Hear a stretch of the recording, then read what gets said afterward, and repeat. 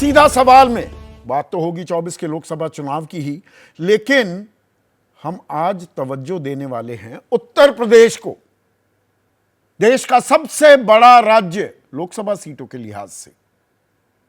दिल्ली की गद्दी का रास्ता लखनऊ से होकर गुजरता है, यह बात बहुत बार दोहराई जा चुकी है, अतिशयोक्ति हो चुकी है। लेकिन उत्तर प्रदेश में भी आज हम खास निगाहें अपनी टेकने वाले हैं रायबरेली और अमेठी पर। अमेठी रायबरेली ये बन गए हैं पहेली। और पहेली क्यों बन गए हैं? ये दो सबसे चर्चित सीटें हैं उत्तर प्रदेश की, वीवीआईपी सीटें, गांधी परिवार की पारंपरिक सीटें। जब से चुनावी इतिहास शुरू हुआ 16 बार लोकसभा चुनाव इन सीटों पर हो चुके हैं, 14 बार आम चुनाव, 2 बार उपचुनाव, और इनमें से 12 बार कांग्रेस यहां पर जीती है। और जीतने वाले अमूमन गांधी परिवार से होते हैं। पिछले 2 दशकों का इतिहास भी देखें, रायबरेली से सोनिया गांधी और अमेठी से राहुल गांधी चुनावी मैदान में उतरते दिखे हैं। 2019 में स्मृति ईरानी के सामने राहुल गांधी हार गए। वायनाड से भी चुनाव लड़े थे केरल में, तो सांसद बने रहे, लेकिन अमेठी की सीट गंवा दी। पर इस बार रायबरेली हो या अमेठी, कांग्रेस ने अपने उम्मीदवारों के नामों की घोषणा नहीं की है। कल नामांकन की आखिरी तारीख है। 20 मई को 5वें चरण के दौरान यहां पर मतदान किया जाना है, लेकिन उम्मीदवार का आता पता नहीं। सोनिया गांधी राज्यसभा के जरिए अब संसद में पहुंचेंगी, वो राज्यसभा सांसद हो चुकी हैं। तो कई दशकों में क्या पहली बार ऐसा होगा या होता दिख सकता है कि गांधी परिवार का, नेहरू गांधी परिवार का कोई सदस्य अमेठी और रायबरेली से खड़ा होता ना दिखे। पहले खबरें यह आ रही थी कि भाई राहुल गांधी वायनाड में व्यस्त हैं, चुनावी रणनीति है, केरल में राजनीतिक उथल पुथल, कोई चांसेस लेना नहीं चाहती कांग्रेस, और क्योंकि वायनाड से खड़े हैं तो 26 अप्रैल को दूसरे चरण का मतदान मुकम्मल होने दीजिए, और देखिएगा 27-28 को राहुल अमेठी पहुंचेंगे और अपना पर्चा बाकायदा दाखिल कर देंगे। लेकिन 2 मई हो चुकी है, कल नामांकन की आखिरी तारीख, अभी कोई अता पता नहीं। और रायबरेली से जी प्रियंका गांधी वाड्रा उतार दी जाएंगी, कागज पर बड़ा अच्छा लगता है। और राजनीति संकेत और संदेश दोनों पर निर्भर करती है, एक नैरेटिव बिल्डिंग भी होती है। राहुल गांधी अपने कार्यकर्ताओं को, अपने नेताओं को, अपने संगठन को लगातार यह बताते पाए जाते हैं कि डरो मत। तो अमेठी से चुनाव लड़ने में हिचकिचाहट किस बात की? सीईसी जो चुनाव समिति है, सर्वोच्च चुनाव समिति कांग्रेस की, उसकी बैठक हो चुकी है। यह खबरें भी हमारे सामने आई कि बैठक हो रही है। सीईसी ने सर्वसम्मति से कहा राहुल अमेठी से, प्रियंका गांधी वाड्रा रायबरेली से चुनावी मैदान में उतरने चाहिए। पर अनसुनी की गई ये बात। फिर बात पहुंच गई राष्ट्रीय अध्यक्ष मल्लिकार्जुन खड़गे तक कि वो आखिरी कोशिश करेंगे। परसों हमें यह पता लग रहा था कि आखिरी कोशिश करेंगे, कल भी ऐसी ही बातें चली। कल शाम मैंने अपने कार्यक्रम में ही यह बिग ब्रेकिंग न्यूज चलाई थी। कांग्रेस के सूत्रों ने बताया, यह खबर प्लांट भी की गई भाई सूत्रों ने, कि ऐसा हुआ है। क्या हुआ था कि सोनिया गांधी ने राहुल गांधी और प्रियंका गांधी वाड्रा से फोन पर बात की है। 10 मिनट लंबी यह बातचीत चली और सोनिया गांधी ने, final authority, highest of the high command, Congress संगठन में कि उन्होंने राहुल गांधी और प्रियंका गांधी वाड्रा से कहा कि राहुल आप अमेठी से लड़िए और प्रियंका आप रायबरेली से लड़िए, वरना ऐसा लगेगा कि हमने ये सीटें थाली में परोसकर सजाकर दे दी बीजेपी को। तो भाई ऐसा लगा कि बात खत्म। सोनिया गांधी ने कह दिया, हो सकता है ये रणनीति का हिस्सा भी हो।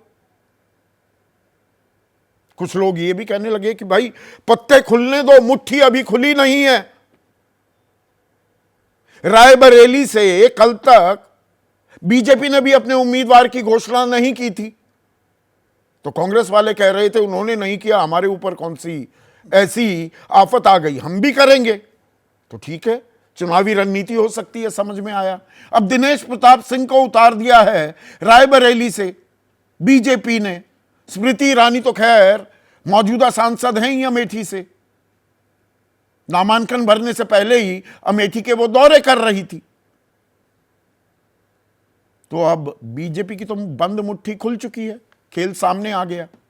अब खबरें यह आ रही हैं कि देर रात 10 बजे तक घोषणा हो सकती है। तो भाई ये असमंजस क्यों, जब सोनिया गांधी ने भी कह दिया? तो क्या राहुल गांधी कहते हैं डरो मत, पर खबर यह आ रही है वो रायबरेली से चुनाव लड़ सकते हैं, अमेठी नहीं जाएंगे। तो जब अपने कार्यकर्ताओं, नेताओं, पार्टी को वो कह रहे हैं डरो मत, तो अमेठी जाने में क्या डर है? सीट तो आपकी अमेठी थी, आप रायबरेली क्यों जा रहे हैं? खबर यह भी आ रही है समाजवादी पार्टी के सर्वे सर्वा अखिलेश यादव से बात हुई है और अखिलेश यादव ये कह रहे हैं कि कोई परेशानी की बात नहीं है, पूरी तैयारी है, व्यापक बंदोबस्त है, आप मस्त रहिए, पूरा समर्थन मिलेगा, आप चुनाव लड़ें। तो रायबरेली से क्यों, अमेठी से क्यों नहीं? भाई राजनीतिक जानकार वो तो इस निष्कर्ष पर भी पहुंचे थे 2014 में, जो अमेठी से चुनाव जीते राहुल गांधी, मार्जिन कम हो गया था। अमेठी में जहां 2009 में राहुल गांधी के पक्ष में 71.8% वोट पड़े थे, लैंडस्लाइड, वो घटकर 2014 में 46.7% हो गया था।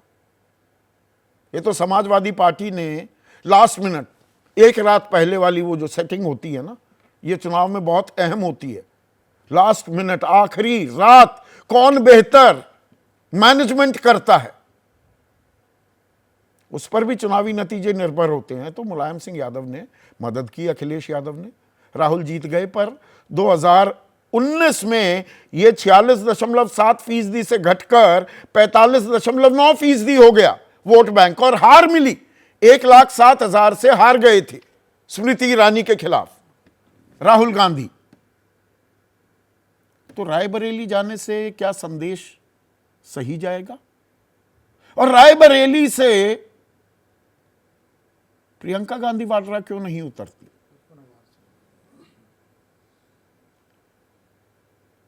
ये 55,000 का आंकड़ा भी मुझे ठीक नहीं लग रहा है।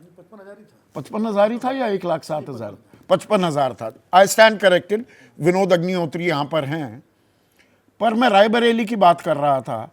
रायबरेली से प्रियंका गांधी वाड्रा क्यों नहीं लड़ती? लड़की हूं, लड़ सकती हूं, यह ताल ठोकी थी 2022 में।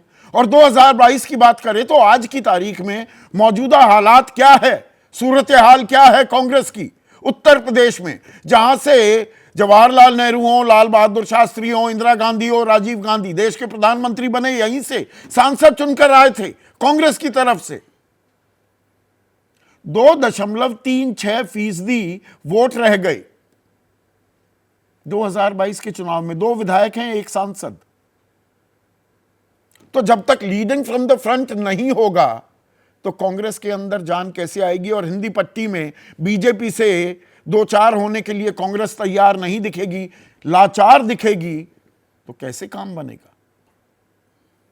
यह अपने आप में कुछ सवाल हैं।